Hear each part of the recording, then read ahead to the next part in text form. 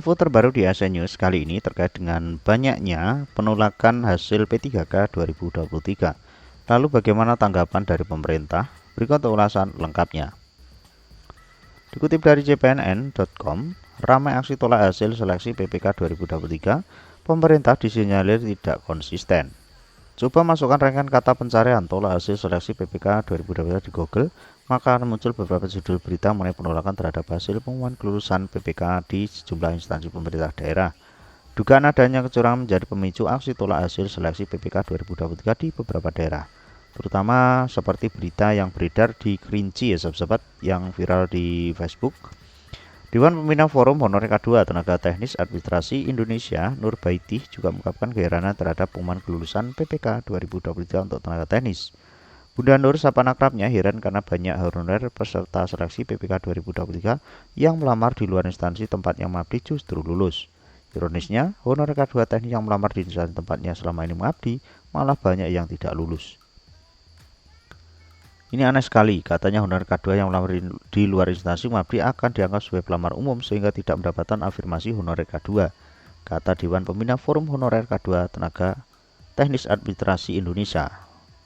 Sapaan akrab Bunda Nur. Perasaan Bunda Nur campur aduk. Di satu sisi dia sebenarnya ikut senang banyak honorer K2 teknis yang lulus, yang berarti tinggal sedikit lagi jumlahnya akan disahkan pada 2024.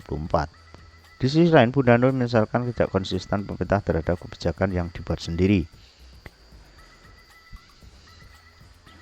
Dia mengatakan di awal sosialisasi perkutan PPK 2023, Menpan RB menyampaikan peserta yang ingin mendapatkan afirmasi harus melamar di instansi tempatnya bertugas.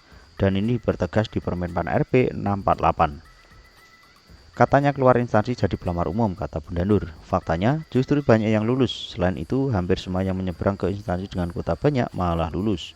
Sementara honorer K2 teknis melamar di instansi sendiri tidak lulus karena kuota sedikit meskipun nilainya tinggi.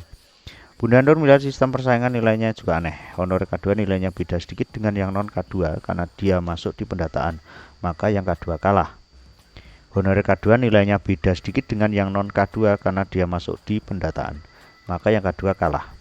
Seharusnya ada afirmasi khusus untuk honorer K2 walaupun mereka sama-sama masuk di pendataan non ASN. Honorer di luar instansi nilai rendah lulusan karena kuota banyak. Bunda Nur masih ingat honorer K2 yang instansi menyediakan formasi meski minim, sempat tergoda untuk melamar di instansi lain. Itu karena instansi lain tersedia formasi lebih banyak.